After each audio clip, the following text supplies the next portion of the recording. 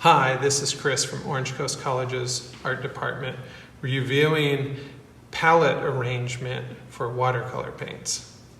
Now, quick note, this is my everyday in-studio palette. And so most of what I do indoors, I use this palette for. When I'm outdoors, I use a palette like this, a travel palette, because it's nice and portable. So for our class, you want to get a palette that is the size for the amount of paints you get in. If you've got a bunch of paints, get a big palette with a lot of wells. If you've only got a few, you can probably get by with a smaller one. This one is medium.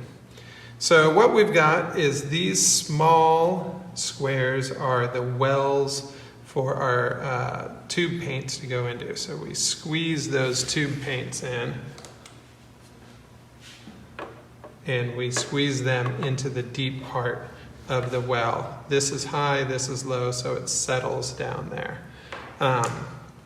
These areas are for mixing paint, and most people clean them.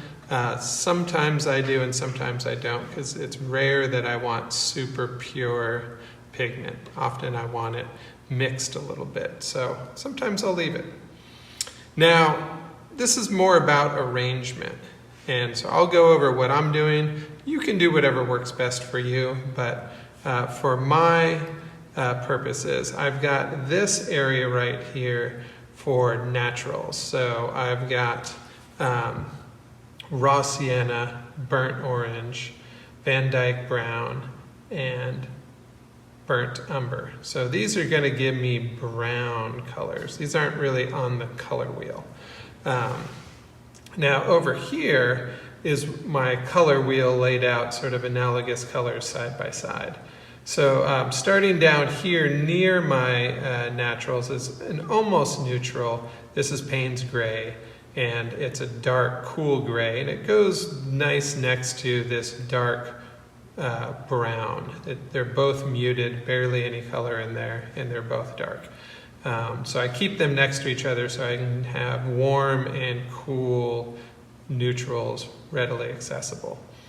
And then starting over here, since this is already blue, I've got several other blues. So I've got ultramarine, I've got phthalo blue, I've got cerulean blue, and then you can see we're coolest, medium, starting to get warmer blue, then into hooker's green and sap green. Now, these two I added later, so really this used to be blank, and then I got into cadmium, yellow, I think I forget which one this is, then we're into alizarin orange, cadmium red, alizarin crimson, cadmium red, alizarin crimson. And then if I had to start this palette back from scratch again, I would have gone with my rose and my violet and put them over here. So I would have shifted them all over and gone for my cool red. So basically, I've got my cool blues into neutral into warm, cool green, cool yellow, warm yellow, orange, warm red, cool red, and then I would have got into my really cool red and violet. So that's how I like to arrange mine.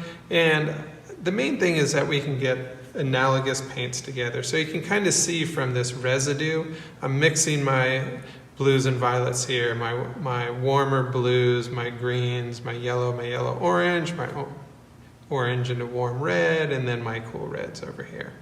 And I've got my naturals over here. So I can bring this paint out pretty readily into these mixing areas. So that's how I like to set up my palette. See what works for you, but this might be a good start for you. All right, now it's your turn. Get going and get that palette filled up.